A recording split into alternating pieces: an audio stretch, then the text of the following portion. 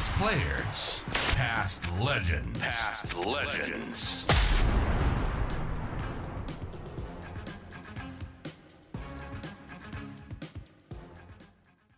Go through all the roles, the various roles, Yeah, and just you've held almost every role, haven't and you? even just the slight differences. Harps, go through that side of things.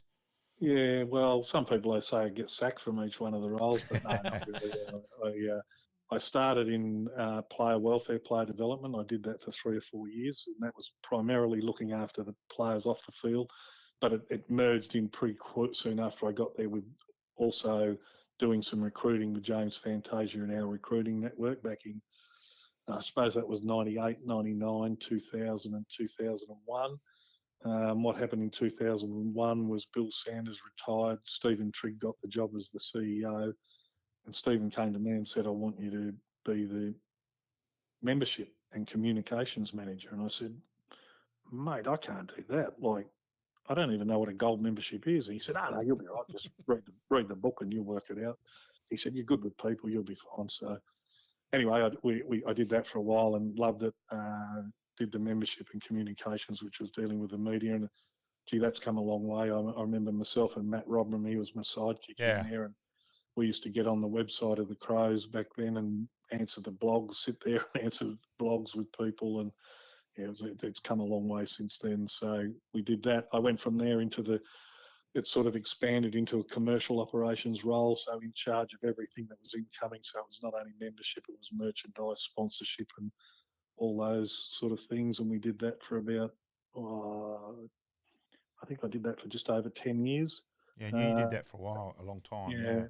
And then went back into the footy operations role. I'm not sure when that was, about 2012.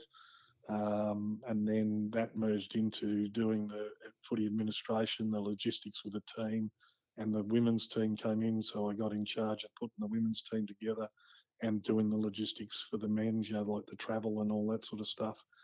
And then the last 3 years, the women's head of women's football's continued on.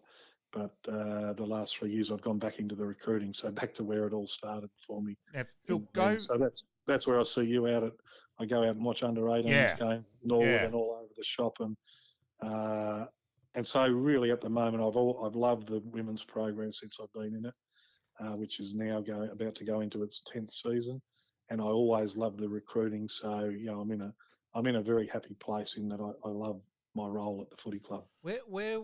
How long did you know before the women's comp was actually going to get up and running? And also how Adelaide managed to get a license and get in, I think is fascinating. Well, we didn't inform people about that because I didn't know that full story until researching with you today, Harps. No, well, first of all, how long did we know? It was probably maybe 12 months out that we ascertained that, look, there's going to be this women's competition and it's going to be a goer. So that was fine. And then the next part was, well, how do we get a license? Our board looked at it and they said, no, we need to be in this. So we sort of did our work with the AFL people, but they basically said, look, South Australia's women's football's pretty weak there, so you're not going to get a license. So we went back away. Dave Noble was in charge of the footy department then, and we spoke about it and we said, well, how can we do this? And we said, well, why don't we see if we can gather in the Northern Territory. AFL are trying to develop the game in the Northern Territory, and if we said we'd do it together with the Northern Territory, they might let us in. So move. That's what happened. We spoke to the Northern Territory people. Michael Solomon was the CEO up there. Wally Gallio was running some of the programs. And we did a joint submission to get a team that would be based in Adelaide, however, run out of both Darwin in the Northern Territory and down here in Adelaide. And I think in that first squad we had, I think the squad was about 27, and there were sort of 9 who were training up in the Territory. Yeah, it's incredible. And 18 who were training down here, including Aaron Phillips from Dallas, Texas, and Jenna McCormack, who'd been playing soccer in Ireland, Talia Radan, who was from Adelaide but was now in Canberra. Yep. So it sort of gathered a group of misfits, but probably our biggest weakness, as in how in the hell are we going to put together a team that's sort of a third of them are training in Darwin and 2/3 of them are training in Adelaide and make them a team and make them cohesive, which we thought would be our biggest weakness, but it ended up being our biggest strength because they were that determined to get on and celebrate with each other and talk to each other all the time. And they became so close knit that, even before that first grand final in 2017, I remember thinking, God, it's going to take a fair team to beat us. But in the meantime, when we first started, I remember Josh Vandal, who ran Yes. he ran the women's football at the AFL. And after we trained for a while and we got Aaron in, and I thought, wow, Aaron's pretty good. And then Noves he went up to what was it called, Mount Newman in Western Australia, and got this girl called Chelsea Randall to play for us. And I watched them train. I thought, we're not too bad. So in one of the conversations with Josh, I said, "Oh mate, I watched us train. There's a couple of young ones, Baranoff and Hatchard, and Sarah Allen, are all right, and then Randall's really good, and Aaron's really, really good. I reckon we might be all right." And he said, no way, mate. He said, "You'll be the worst team in it." You beauty. And Geez, am I looking forward to giving Vanders shit about that too, mate? He said, "You'll be the worst team in it." And then I sort of sat back a bit and thought, "Oh, okay." And then he said, "Oh, sorry, no. You'll be the second worst team in it." I said, "Oh, good. Okay, who's going to be the worst?" And he said, "Oh, you'll be just behind, or just in front of GWS." And I said, "Good. Can we play GWS in the first game? Because at least if that happens, Smart then we move, play yes. away, and then they'll at least come again to the next game, and we'll be all right, and people will come again." So anyway, we ended up winning the whole bloody thing. I remember after round 2, Aaron said we can win the whole thing, and I sort of chuckled to myself inside, thinking, "Look, I know more than you because I've spoken to Josh Vandaloo, and we're not very good." But anyway, Aaron was right, and Josh and I were wrong.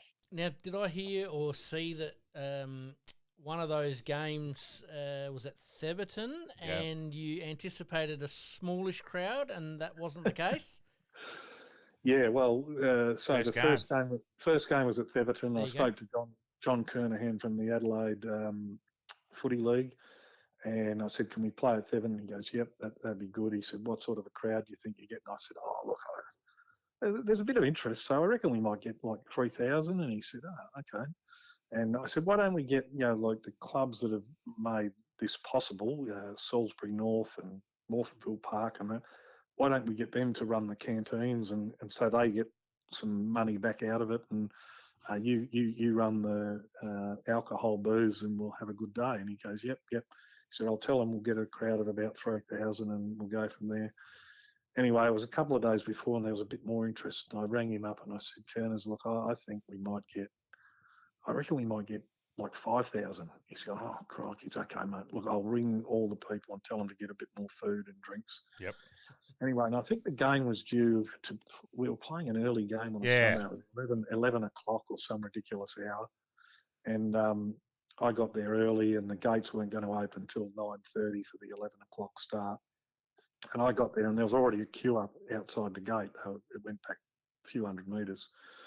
Anyway, about 20 minutes later, I got this phone call from a police sergeant who said, "Look, you need to open the gates here, mate." I said, "Well, we're not opening until 9:30.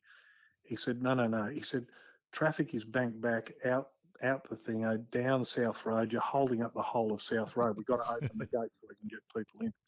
So, cut a long story short, we opened the gates. We got the people in. We got just under 10,000, 9,800.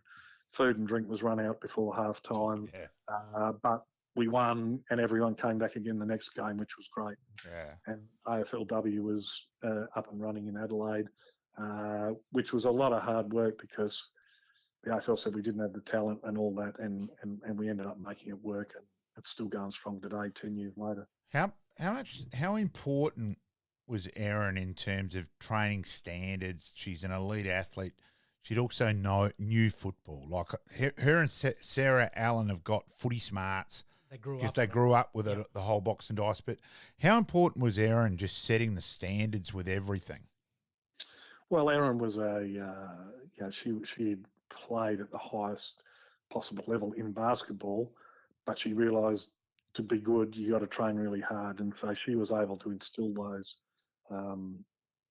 that into the players. And that was another thing that was, we fell on our feet there because we had the dual captains. We had Erin, who would set those, make them train hard, and then we had Chelsea. And anyone that's met Chelsea around is one of the best people I've ever She's a met in my ripper. life. Yep. And it was good for me because I'd never been involved in women's footy. So, like in men's footy, if something was going wrong, I'd either tell someone off, but I thought I can't tell these girls off because I don't know what'll happen. So if I needed someone to tell someone off, I got Erin to do it. And then if, like in men's footy, if things were going bad and someone was having a bad day, I'd put my arm around them and say, "Come on, mate." And then I thought, well, I can't do that with the girls either. So I'll get Chelsea to do that. So I had my good cop, bad cop people. And if I needed someone to get a rev, Erin did it. And if I needed someone to give someone a cuddle, Chelsea did it. And it worked out perfectly. Is that where Matty Clark sort of comes in? He seems that placid sort of guy that, he puts his arm around when he needs to, but also reads the riot act as such, but he sort of says, hey, this is the way we're going to do it, and it's a very teachable moment. Well, I think, Matt come in after 2 years in it. Yeah, let's give Beck Goddard her praise to start with. Yeah, in the first 2 years, and she did a great job in bringing the group together.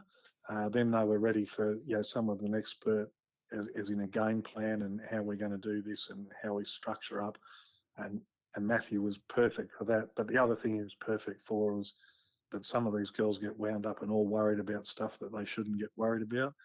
Matthew doesn't get worried about anything, even stuff he should get worried about. Yeah. So between them, there was a great.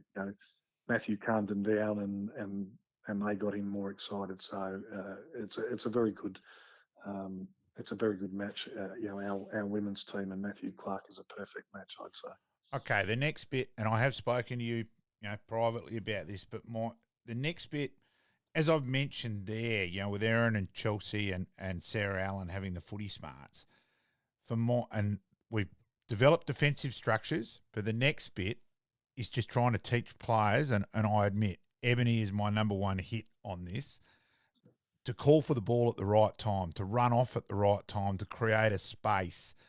Rather than see ball, get ball. Yeah, and not create that pack as well. And you and I have spoken about how the umpiring's got to pay more free kicks and that side of things. But for mine, that's the next step in women's footy.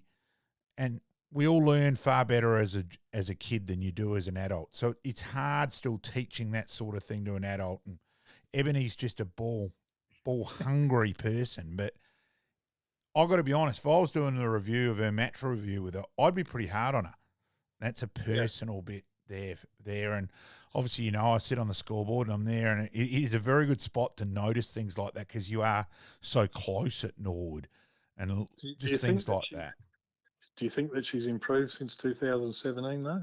Oh, of course she has. Yes, there's no doubt about that. But it's still the next step. She still goes too early on ball ups at times when she is the hit two player. She's got better at that, but it's still an area. But it's just still the area where she calls for the ball. When no. You're not. Look, I would 100%. I'd 100% agree with you there. Like, if you're just talking about Ebony, mate, she's one of the best people I've ever seen to give 100%. It's not. I'm not questioning her as a person.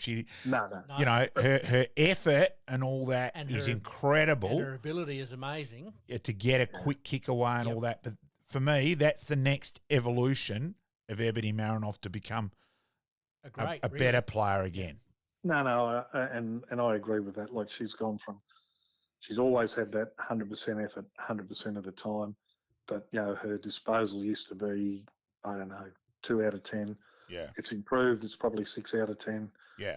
It can still improve more. But, I've never seen anyone work so hard to get down and try and get better and better all the time. And she gets that feedback from, her midfield coach in Courtney Cravey. And, I suppose, in the end, this whole game is evolving. The men's league's been around for 200 years or whatever. The women's league's been around for 10 years, and they're getting better. And I'd still say now, like the team that we won it in that first year, when they said we couldn't win it, and if I had that team now, and I played them against our team from this year, who we ran third, which was fair. Our team now would absolutely slaughter Yeah, that team from exactly. 2017. It's come that far, the whole competition. Even And though really, probably that 17 team, you can argue, especially with a young Chelsea and an Aaron Phillips in it, may well have had more actual natural ability, but it is batting. The teams are batting deeper now than, and we're gradually getting there in that way as well. Even and though to there be probably honest, wasn't enough talent for 18 yet, no, but we're getting no, there. no, the talent didn't bat that deep, and really there was probably not a great, our game plan in those first couple of years. Let's get the ball and Just kick kick it, it yeah. as far as we can, and then try and get it again, and kick it as far as we can, and then try and get it again and kick it as far as we can, sort of thing. Yeah. So, that's pretty crude. It's probably a little bit better than that, but we've come a long way, and really, in those first few years, to me, if you were the best kicking and best ground ball team, well, you probably win the whole thing. Yeah. Whereas now there's a little bit more science, and there's a little bit more science to it, which is great, and it's come a long way. And I'm proud that I played a small part in where it's come from and where it is now. I think I'll remove the small over word years. there, Harps. Yes. Did Mind you, the game against Carlton, that final Oh, yes, that there, was in unbelievable. terms of also not only the fact there was 50,000 people there, but the standard. I think that's still the best Crows have played that day. Yeah, well, we had a couple of young guns in Daniel Ponter and Eloise Jones who really just came to the fore all at the same time. We still had Erin going at her best. We had Chelsea Randall and Sarah Allen and Anne Hatchard had just came. They were now 22, 23, and we're just exploding. So it all fell pretty well for us. We were certainly by far the best side in 2019. But if you'd said to me, even if you'd said it now that we'll get 53,000 people at a game, a women's game of footy, what an unbelievable Oh, it was incredible. achievement that is in itself. And I still remember I was just sitting in the coach's box before the game started and sort of nudged Narelle Smith, who was sitting beside me, and said, "Have a look at that. They've had to open up Yeah, yeah. the second level." And then just as the game was about to start, I nudged her again and said, "They just opened up the top level," and it just kept filling in and filling up and filling up. And to get 53,000 people there, what a great thing for women's footy. What a great thing for South Australia. And it was probably one of my proudest days at the Adelaide Footy Club. That wow, I'm part of this, and Yeah. 53,000 people have come to watch and play. How good's that? Do you think the competition grew just a little bit too quickly, or was it important that all 18 teams had a women's team from a club point of view? Yeah, it's an interesting one. It did grow quickly. Was there enough talent to go around? Possibly not. But I was on the competition committee then, and my philosophy was this: that I felt that my club, and I wasn't talking about, I was talking about for the good of the game because I was Yep. on a competition committee. Yep. I thought my club became a complete club when they got our women's team in. And so, therefore, I didn't think any other club should be excluded from having a women's team and being a complete footy club. Absolutely. So that was my philosophy. So I was one that voted for, look, as soon as you think there's enough talent around, put them in, get them in. Now, if I was just talking about the Adelaide Footy Club, I would have preferred, no, keep Port out for as long as you bloody can. Yep. We're getting all the best players from South Australia, Yes. and we'll continue to be good. But really, what is best for footy in general is that every club deserves a women's team at that level. And now there's 18 in there, and they're getting stronger. You saw Port get stronger this year.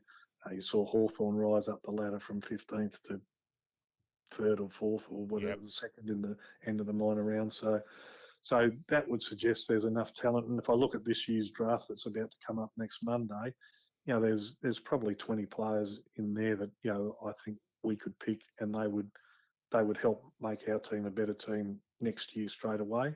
And there's a few other speculative players. Whereas Yeah. in those first years there was maybe one or two from each state, and then it sort of died away a fair bit. But the ones coming through now, they were whatever 9, 10, 11-year-old girls when this competition first started in 2016, 17.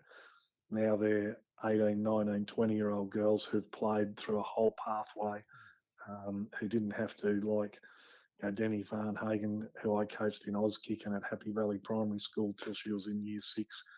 Then she had to go away and play soccer for 7 or 8 years before she came back as a 17-year-old and started playing footy again in the women's competition in the Adelaide Footy League. So now there's a pathway for the next Denny Van Hagen to go through, or the next Chelsea Randall or whoever. So no, it's been a great thing. It's a great thing for the game. The competition's just dropped off, recently in the numbers, but that was going to be a question there. There was a bit of I suppose there was a bit of a novelty at the start. Then it dropped away slightly. Then COVID hit, and it was a real battle to just keep it going. It's picking up. We've got a core group of supporters who, Malcolm, you'd see at Norwood every time we get 3,000 or 4,000 every game at Norwood. I'd love to get that number up to 7,000 or 8,000, and hopefully we might be able to do that in future years when we get to Theberton. In that, Phil, though, can we go back? It was ironic where you're talking about the first game and said about involving the initial clubs like Salisbury North and Morfettville Park and that side of things. I'd like to go each game at. I still think Norwood's the best venue in terms of getting people there, in terms of providing undercover and heat and rain, and you and I have spoken about that side of things. But in terms of why not have a curtain raiser between those clubs and just, or even a half-time game and an area set aside. I reckon there's areas there now that it's the initial novelty's worn off, especially for Adelaide. It's still there with Port. I reckon we've got to do things like that to get the interest higher in numbers. We have a couple of curtain raisers with our academies, and I suppose and I agree with you. You've got a captive audience there. If people are out there playing the game, get them to our games and get them involved. I suppose the problem it's not a problem, but the problem at the moment is that their competition finishes well before ours even starts, sort of thing. But that shouldn't discount. Why not have them out there? And I think it's going to be a push from the AFL. There's a new person in charge of the AFL in Emma Moore, and she's very much of that opinion that there's a captive audience out there in the amateur footy league ranks. We've got to utilise. We're probably not tapping into as well as we could do. So obviously you must have spoken to Emma at some stage. No, it's an idea I was pretty red hot on. I'd like to, but it's something I've been red hot on. I think you do a conversation with her because she's 100% of the same opinion as you. Oh, and you and I have spoken about it, and I'm still adamant that the worst thing women's footy did was change the seasons. In terms of, for mine, when women's footy, yes, I get it with the weather, and we may have had to adjust and had more night games and that side of things, but we've all had a guts full of the 8,682 Big Bash games by then. And February, you actually got some, and you could get some publicity and not get hidden in the men's comp. And I reckon it's bloody hard. You're playing. Liking this podcast? Please like, rate, and subscribe.